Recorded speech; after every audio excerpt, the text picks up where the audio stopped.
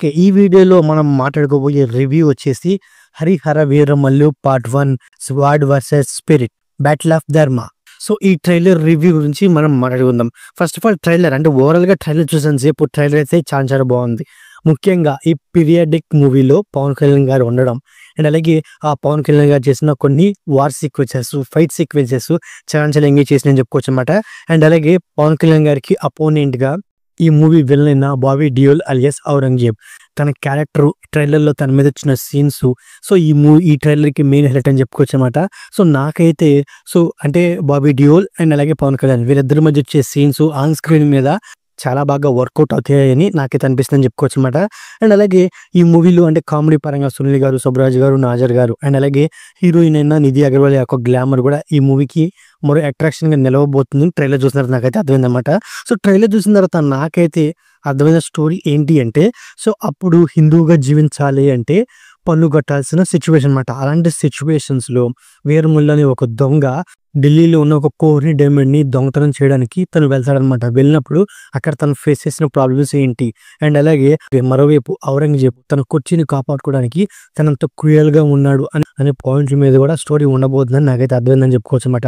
అంతేకాకుండా ఈ మూవీలో మెయిన్‌గా ఫైట్ సీక్వెన్సెస్, వార్ సీక్వెన్సెస్ ఈ ట్రైలర్ లాస్ట్‌లో ఒకవైపు పవన్ కళ్యాణ్ గారు, మరోవైపు తోడేలు అంటే ఆ సీన్ అనేది చాలా బాగుందని చెప్పుకోవచ్చనమాట. సో, అలాంటి సీన్స్ అనేవి ఇంకొన్ని పెట్టుంటే అంటే అలాంటి సీన్స్ ఓవరాల్ మూవీలో ఇంకొన్ని ఉంటే ఖచ్చితంగా మూవీకి హైలైట్‌గా నిలుస్తాయని చెప్పుకోవచ్చనమాట. సో, అంతేకాకుండా ఈ మూవీలో మెయిన్ పాయింట్ వచ్చేసి సుల్తాన్ చక్రవర్తి కింద కొందరు నలిగిపోతూ ఉంటారు. మెయిన్‌గా హిందువులు కూడా నలిగిపోతూ ఉంటారు. సో, ఆ ఎమోషన్‌ని బాగా ఎంగేజింగ్‌గా నిలబెడితేనే వీరమల్లుకి ఇచ్చిన ఎలివేషన్స్, ఫైట్ సీక్వెన్స్ చాలా బాగా వర్కౌట్ అవుతాయని చెప్పుకోవచ్చనమాట.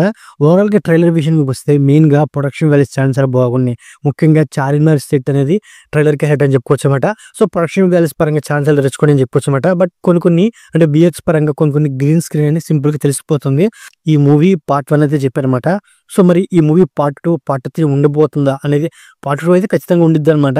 బట్ పవన్ కళ్యాణ్ గారు ఉన్న సిచ్యువేషన్‌కి పార్ట్ 2 అయితే ఇప్పట్లో తీసే అవకాశాలు లేవనే చెప్పుకోవచ్చనమాట. ఎందుకంటే ఈ 'హరిహర వీరమల్లు'యే రిలీజ్ అయిద్దా లేదా అని ఒక డౌట్‌తో రిలీజ్ అయిందని చెప్పుకోవచ్చనమాట.